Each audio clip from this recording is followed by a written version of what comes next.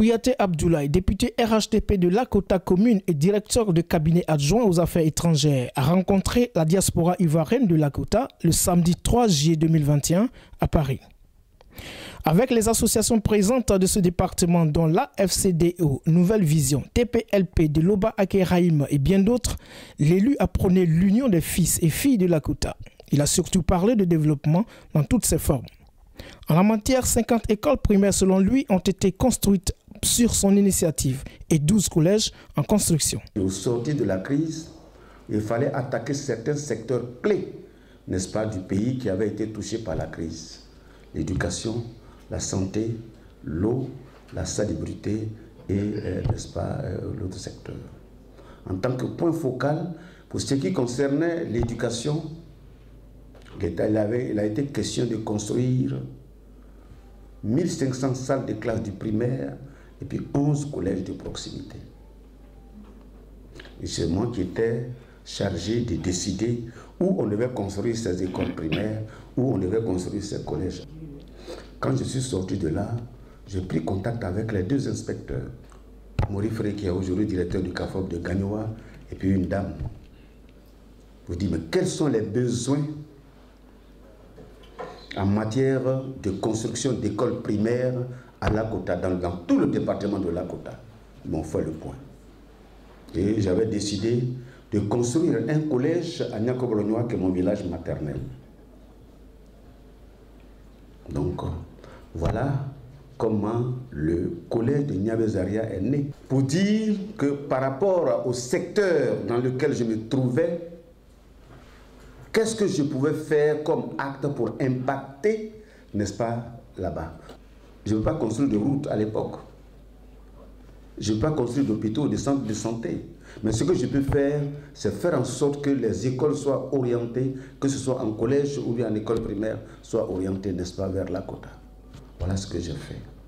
Et au jour d'aujourd'hui, je peux le dire, il y a plus de 50 écoles primaires qui ont été construites, n'est-ce pas, à Lakota. Déjà élu en 2016 puis réélu en 2020, Kouyaté Abdoulaye veut mettre son second mandat à profit pour asseoir un développement durable à Lakota. Pour cela, il a voulu écouter sa diaspora, échanger avec elle et savoir ses orientations en matière de développement. Pour lui, Lakota est en retard malgré la qualité des cadres qu'elle regorge. Naturellement, des propositions, suggestions et doléances n'ont pas manqué. Nous avons obtenu ici un important matériel médical que nous allons envoyer à Lakota, à l'hôpital central de Lakota. Pour cela, on aurait vraiment voulu partager un moment fabuleux avec vous. On voudrait que vous soyez, vous fassiez vraiment partie de cet événement. Vous vous imprégnez vraiment de ce que nous allons vivre. Je voudrais relever avec assez de joie la remarque que vous avez faite sur la situation de Lakota. De fait, on a assez de ressources en termes de cadre, mais malheureusement, les dissensions font que la ville est toujours en retard. Ouais. Et ce point-là, je voudrais vraiment... on est très heureux d'être en phase avec vous parce qu'à Gaël, on a fait ce constat et on a imprimé vraiment dans les gènes de l'association le fait de l'apolitisme pour ne pas que justement ces dissensions politiques-là viennent un peu freiner l'élan de développement parce qu'on a décidé et on a au credo de rendre à Lakota ce qu'elle nous a donné en tant qu'ancien élève de Lakota. Et donc c'est en cela qu'on a créé cette association et on a 3 axes principaux d'action. Et les 2 plus importants que je voulais citer ici, c'est éducation scolaire et projet de développement et compétences. Donc l'idée, c'est vraiment de pouvoir participer à changer l'écosystème économique de la ville pour que cette ville-là puisse émerger. On passe par Lakota pour aller à Gagnoa. Mais ce grand carrefour, on achète tout. Parce que l'honorable a parlé de la rénovation de l'hôpital de Lakota qui a coûté 300 millions. Il faut transformer ce carrefour et le rendre plus propre. Ça éviterait des maladies. Et on pourrait faire 300 millions pour rénover l'hôpital, diviser en 2 et faire autre chose. L'enseignant député voit le développement de Lakota sous 3 angles principaux. L'école, les infrastructures routières et sanitaires. Pour y arriver et mettre tous les fils et filles de Lakota sur la même longueur d'onde quant au développement de leur commune, Kouyaté Abdoulaye propose un point focal. Cela pour identifier et hiérarchiser les besoins de Lakota, de sorte que les élus, les administrés et la diaspora de la commune puissent parler d'une même voix pour le résorber. J'ai saisi cette opportunité pour rencontrer la diaspora de Lakota parce que chaque fois que ces associations ou ONG viennent au pays, ils cherchent à rencontrer, n'est-ce pas, les élus, les cadres locaux pour les aider dans la réalisation de leurs projets. Ces projets tournent autour de secteurs sociaux, à savoir la santé, l'éducation, mais aussi l'agriculture, et surtout l'immobilier également.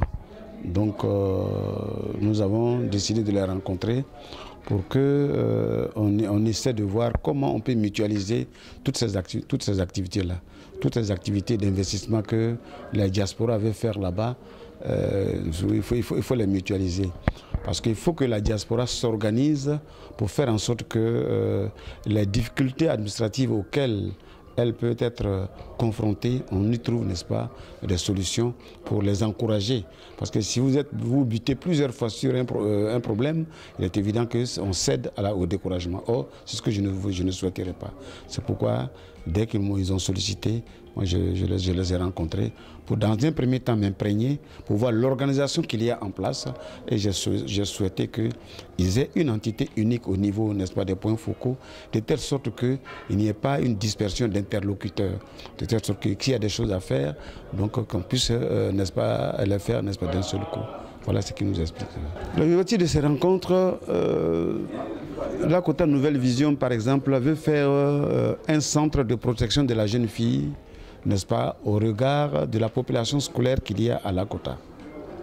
Je crois que c'est une belle initiative. Elles ont pu déjà obtenir, n'est-ce pas, 7000 mètres carrés pour la réalisation de ce projet. Donc, elles sont confrontées à certaines petites difficultés administratives.